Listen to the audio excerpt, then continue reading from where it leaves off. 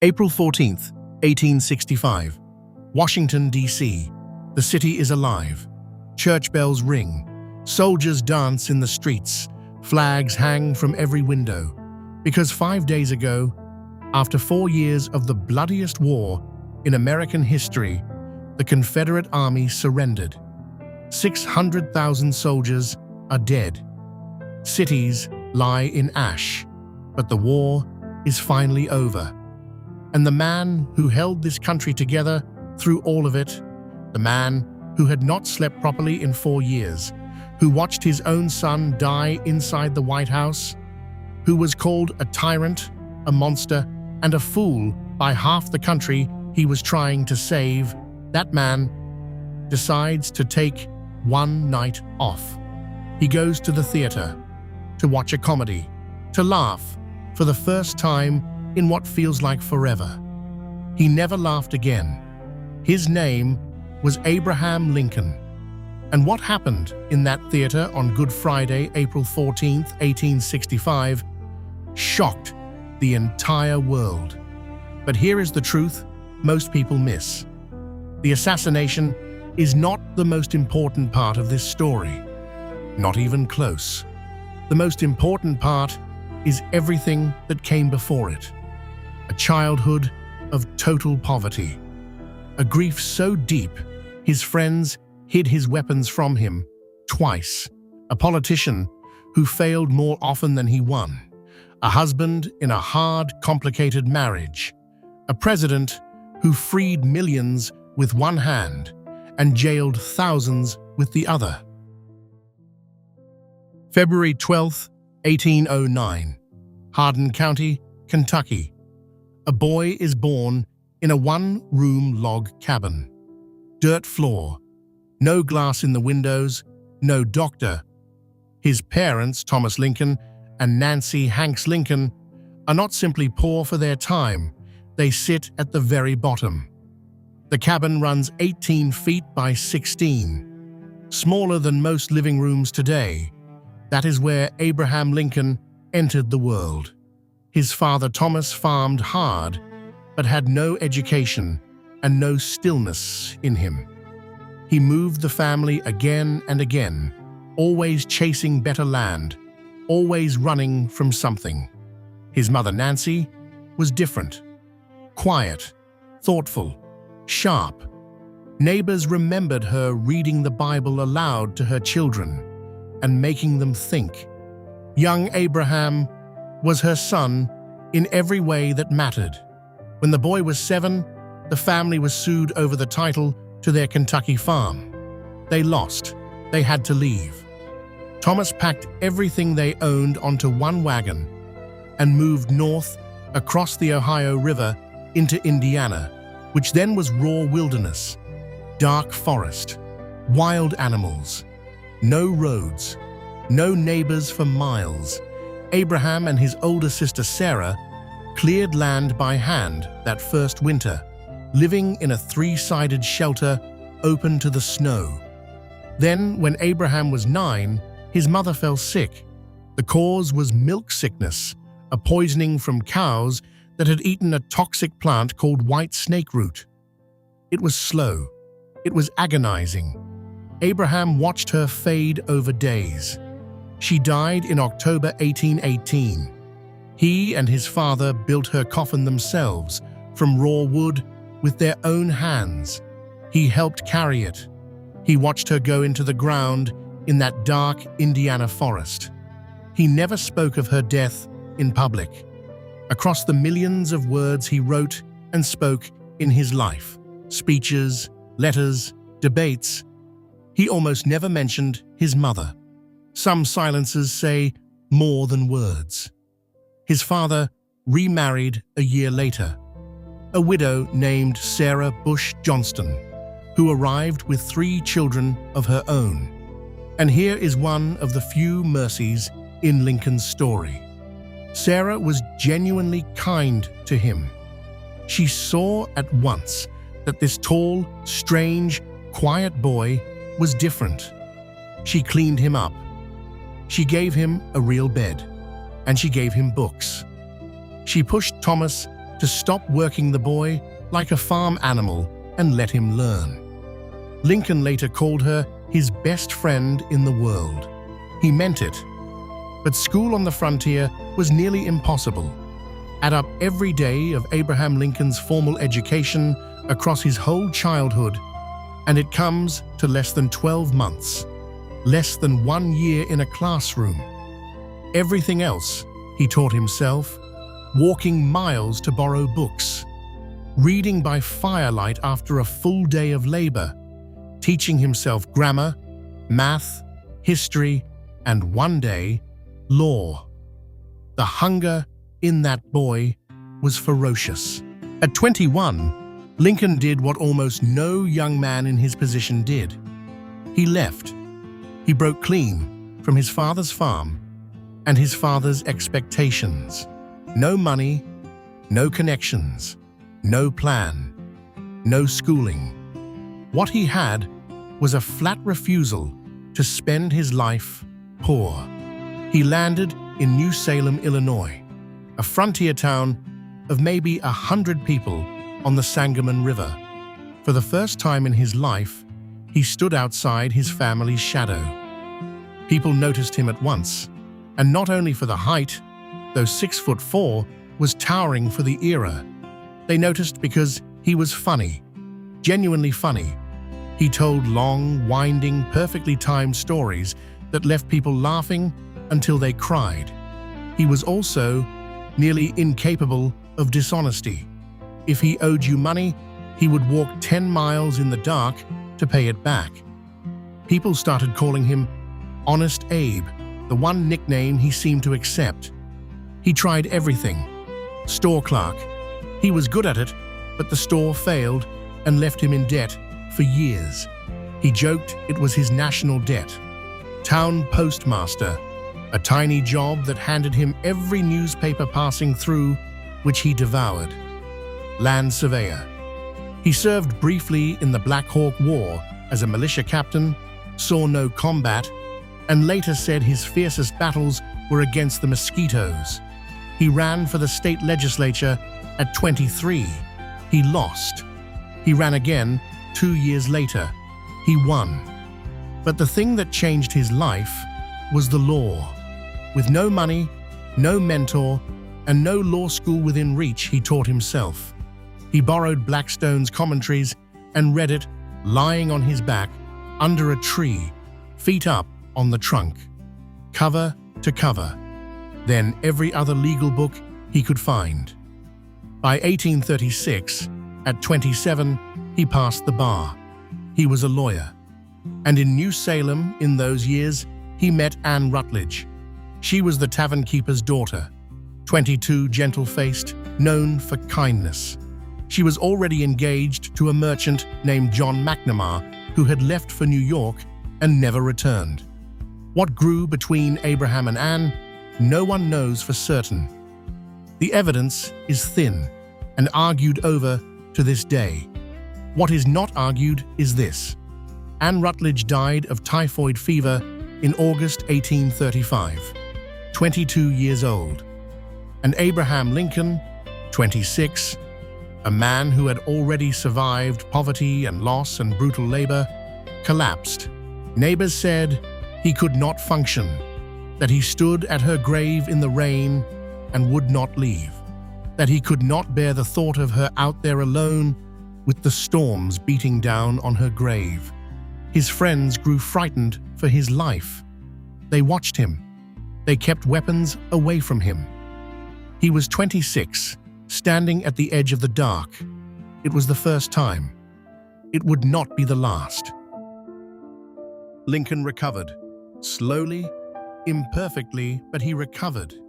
He moved to Springfield, the state capital, and built a real legal career. Within a few years, he earned $1,200 to $1,500 a year, more than the governor of Illinois made. For a boy from a dirt floor cabin, that was almost unthinkable. In December 1839, at a grand ball in Springfield, he met Mary Todd. Mary was everything Lincoln was not, at least on the surface. Wealthy, prominent Kentucky family. educated in the best schools, fluent in French, better read than almost any woman of her time, and completely at ease in high society. She had already turned down several suitors, including Stephen Douglas, the same man Lincoln would later face in the famous debates.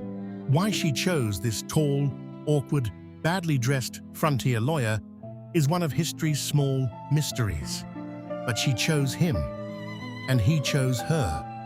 They got engaged in 1840.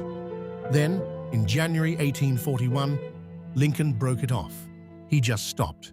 Sent word the engagement was over. He never gave a clear reason. What followed was the worst depression of his life. He stopped going to work. He stopped eating. He took to his bed. His law partner wrote that Lincoln was out of his mind. His close friend, Joshua Speed, said friends removed every razor and knife from his room because they truly feared he would harm himself. Lincoln himself wrote that he was the most miserable man living, and that if his feeling was spread across the whole human family, there would not be one cheerful face on earth. Read that again. The man later called the greatest president in American history, the savior of the Union, the great emancipator, wrote those words at 31, lying in a dark room with the weapons taken away. He recovered again. A year and a half later, he and Mary reconnected. They reconciled quietly. And on November the 4th, 1842, his wedding day, as Lincoln dressed for the ceremony, someone asked where he was going. He looked at himself in the mirror, paused, and said he supposed he was going to hell. He went through with it anyway.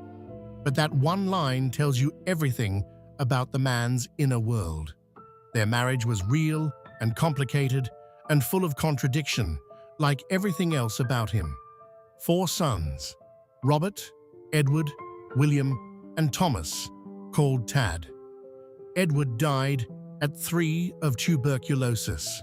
William, called Willie, the son Lincoln loved most openly, died in the White House in February 1862 at age 11 of typhoid fever, while his father was managing the deadliest war in the nation's history. After Willie died, Lincoln stood over the boy's body and said quietly that he was too good for this earth, but that they had loved him so. He closed the door. He went back to work. He never spoke of Willie in public again. People who saw him in the months after said the lines on his face seemed to double overnight. Mary never recovered at all. She began holding seances in the White House, trying to reach her dead son. Abraham attended some of them. He never told the public. There are depths to this man history has barely touched. For years, Lincoln's political career read like a study in failure. 4 terms in the Illinois legislature, undistinguished. 1 term in Congress from 1847, where he made the politically fatal choice to loudly oppose the Mexican-American War and call the president's case for it dishonest. His own party turned on him. He came home in 1849 with his career apparently dead. For 5 years, he focused on law and made serious money. Most people assumed politics was behind him. They were wrong. In 1854, Senator Stephen Douglas pushed through the Kansas-Nebraska Act, a law that reopened the question of whether new territories could allow slavery. Lincoln was electrified with fury. He had always opposed slavery in private, had called it a monstrous injustice for years, but he had been careful, moderate, calculating. Now, he dropped the caution. He came back into politics with a purpose he had never had before. In 1858, running for the Senate against Douglas, Lincoln challenged him to 7 public debates across Illinois. Not soundbites. 3-hour outdoor events in summer heat in front of thousands. No microphone, no teleprompter, Two men and their words. Reporters came from across the country. The Lincoln-Douglas debates became a national event. Lincoln lost the race. Douglas won. But now the whole country knew his name. In May 1860, the Republican Party met in Chicago to pick a presidential candidate. Lincoln was not the favorite. He was not even second.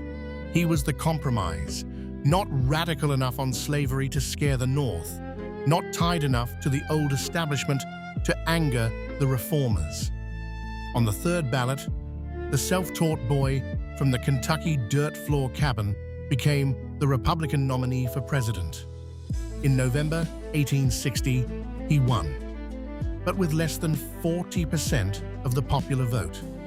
The country was so split that 10 southern states left his name off the ballot entirely.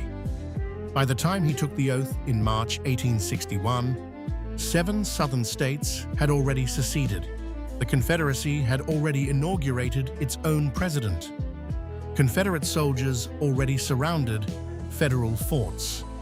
Abraham Lincoln became president of a country that was already tearing itself apart before he spoke a single word in office. What Lincoln faced the day he sat down in the White House was unlike anything any American president had faced before or since. Not a foreign enemy, his own country, his own people, tearing themselves in half. His cabinet was full of men who thought they were smarter than him. Secretary of State William Seward had expected the nomination himself and treated Lincoln, at first, like a prairie lawyer with no business being president. Edwin Stanton, his Secretary of War, once called him a long-armed ape. His generals ignored his suggestions. The newspapers mocked his face, his accent, his lack of schooling, and yet he outmaneuvered every one of them. He kept men who hated him in his cabinet because they were brilliant and he needed them.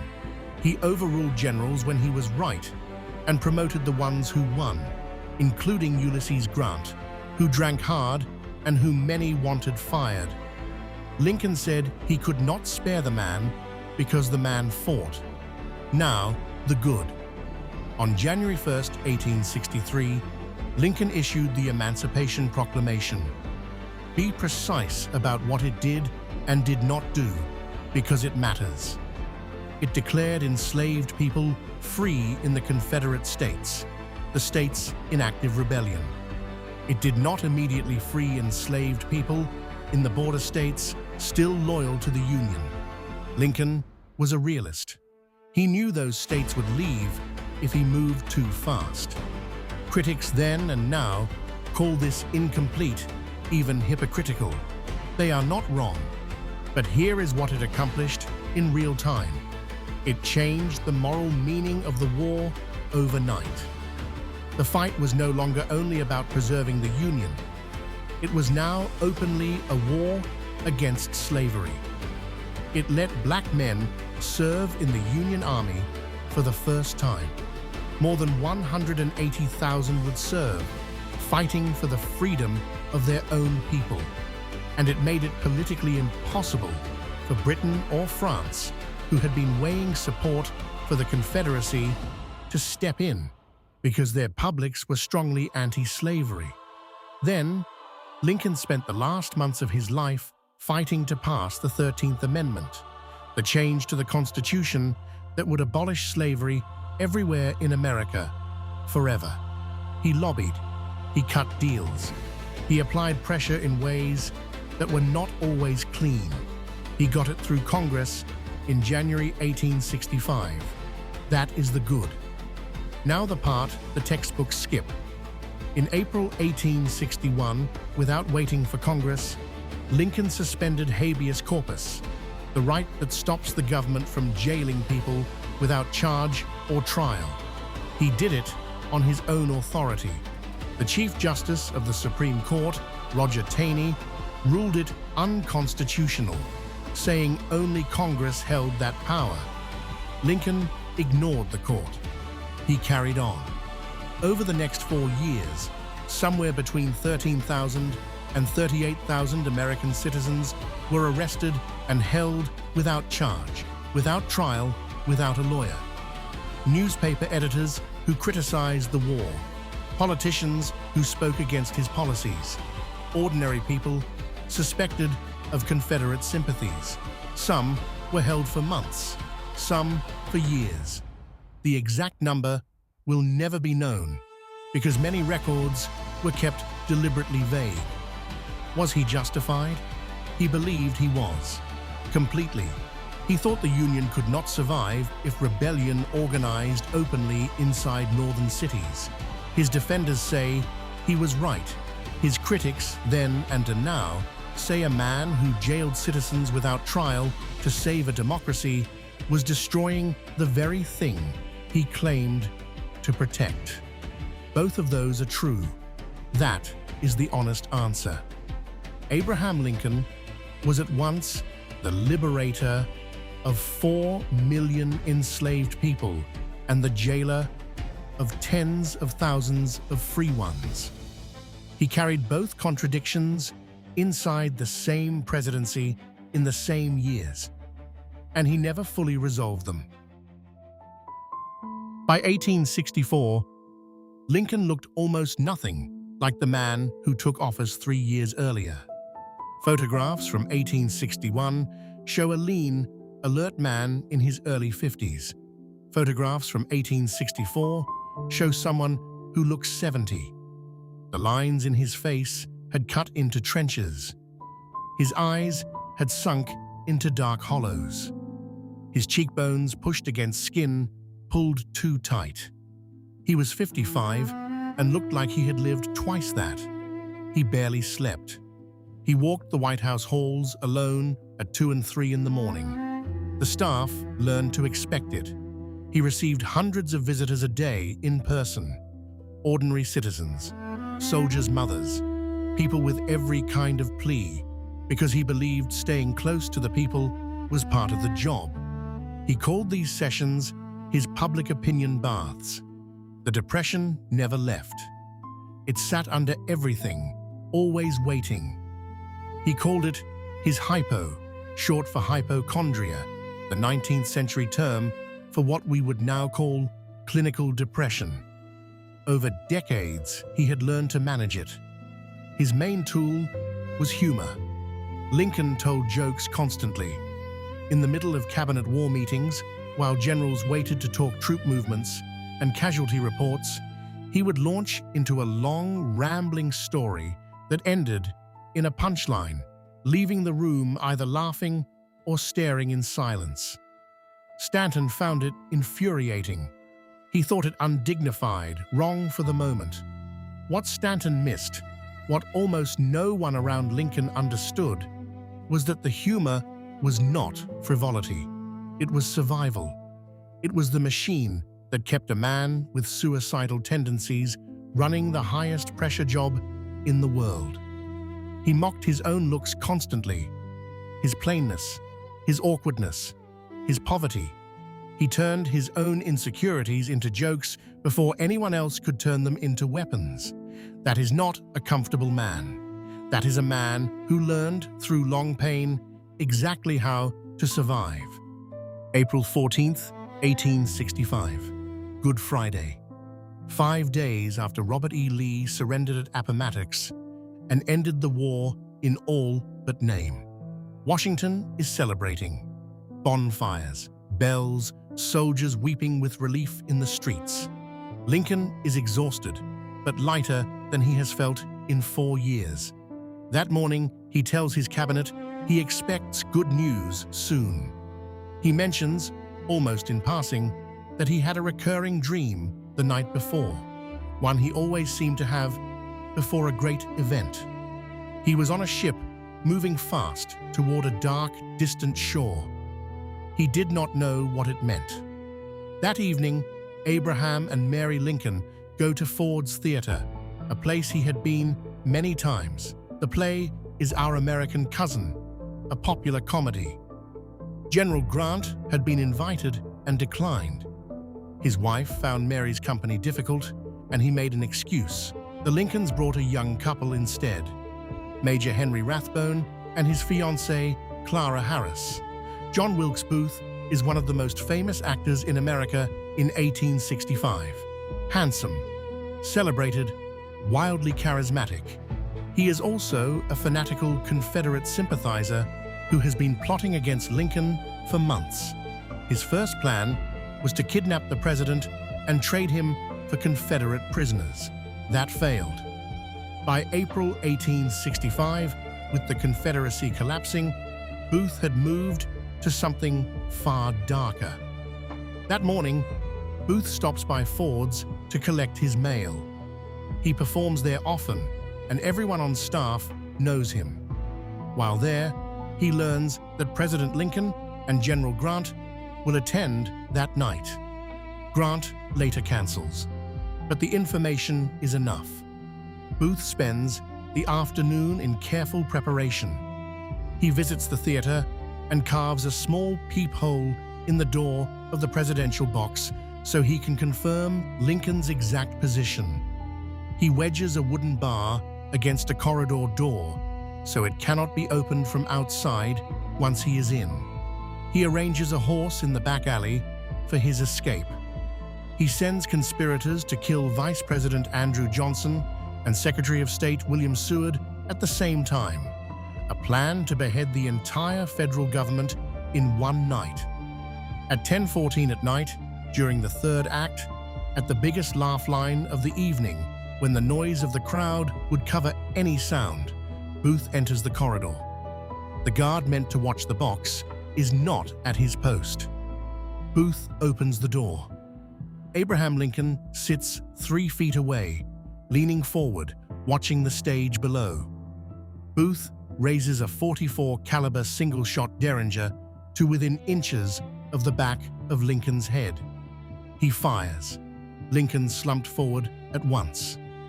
Mary's scream cut through the laughter of 1,700 people. Major Rathbone lunged. Booth slashed him deep across the arm with a knife, then leapt from the box to the stage 12 feet below, caught his spur on the bunting, and broke his left leg as he landed. He stood, faced the stunned crowd, and shouted the Latin words most accounts record, Sic semper tyrannis, thus, always to tyrants. Then he ran. Lincoln was carried across 10th Street through a panicked crowd to Peterson's boarding house, a private home directly across from the theater. They laid him on a bed too short for his 6'4" frame. He had to be placed diagonally. 7 doctors worked over him through the night. The bullet had passed through the left side of his brain and lodged behind his right eye. There was nothing anyone could do. Mary sat in the front parlor, swinging between near-silent shock and grief so violent that doctors eventually asked her to leave the room where her husband lay dying, because the sound was breaking the others. Stanton stood at the bedside in silence. The same man who had called him an ape, who had rolled his eyes at his jokes, who had doubted him at every turn, stood there and could not speak. At 7:22 in the morning, on April 15, 1865, Abraham Lincoln stopped breathing. Stanton looked at the body of the man he had underestimated for 4 years. He took off his glasses. He looked at the face, finally still, finally at rest, the lines of exhaustion somehow smoothed away. And he said quietly, the words history would never forget. Now he belongs to the ages. What happened in the days after his death was unlike anything America had seen and has never seen since. His body was placed in a black-draped casket on a funeral train, a locomotive wrapped in mourning cloth that traveled 1,654 miles over 13 days through 7 states, tracing the route Lincoln had taken to his first inauguration, back home to Springfield, Illinois. At every city, Philadelphia, New York, Albany, Cleveland, Columbus, Indianapolis, Chicago, his body was carried off the train and laid in the city's most important building, so ordinary people could file past the open casket. In Philadelphia, at Independence Hall, the room where the Declaration of Independence was signed, 100,000 people waited through the night in lines stretching for miles in the rain just to walk past his coffin for a few seconds. In New York, over 500,000 lined the route. In the small towns between cities, people who could not travel lined the tracks for miles. They stood in farmers' fields in the dead of night, holding lanterns and candles as the black train passed in silence. Farmers took off their hats. Mothers lifted their children to see. Old men wept. 7 million Americans, out of a population of 36 million, either saw the train or stood along its route. Nearly 1 in 5 people in the entire country bore witness. Lincoln was buried in Springfield on May the 4th, 1865, and then his legacy grew in ways even his greatest admirers had not imagined. The 13th Amendment, which he had fought to pass, was ratified in December 1865, abolishing slavery across America. In 1909, on the 100th anniversary of his birth, a gathering held in his name led directly to the founding of the NAACP, the organization that would anchor the American civil rights movement for the next century. And a young Atlanta minister, so moved by the meaning of that era, would one day rename himself and his son after Martin Luther. His son became Martin Luther King Jr. In 1922, the Lincoln Memorial was dedicated on the National Mall, a white marble temple with a 19-foot seated statue inside, the face carved into an expression of tired, patient wisdom. And on August 28, 1963, 98 years after Lincoln's death, Martin Luther King Jr. stood on the steps of that memorial and delivered the speech that defined the civil rights movement. He stood on Lincoln's steps to finish Lincoln's work. Abraham Lincoln made that moment possible. He did not live to see it, but he made it possible. So why do we remember Abraham Lincoln? Not because he was perfect. He was not. He moved on slavery more slowly than justice demanded. He suspended civil liberties in ways that still trouble American law. Questions about presidential war power that have never been fully settled, that presidents from Franklin Roosevelt to George W. Bush to Barack Obama returned to, using Lincoln as both justification and warning. He held racial views early in life that were shaped by his time and place, views he slowly, imperfectly, but truly grew away from over the course of his presidency. We remember him for something rarer than perfection. We remember him because he was honest about his own darkness, and he kept going anyway, because he had every reason to quit. Poverty, death, depression, failure, grief, a country tearing itself apart around him. And he did not quit, not because he was fearless. He was afraid constantly, haunted constantly, broken constantly. He kept going while broken. That is the thing. A boy born on a dirt floor, who lost his mother at 9, who taught himself by firelight, who failed and stood back up, who loved and lost and grieved and somehow found humor inside all of it, who held the most powerful office on earth while fighting a daily private war against the darkness in his own mind, and who used that office slowly, imperfectly, to push the world towards something better. He was killed at 7:22 in the morning on April 15, 1865, 5 days after the war ended, 42 days into his second term. The work was not finished. It is still not finished. But Abraham Lincoln proved something the world needed to know then and still needs to know now.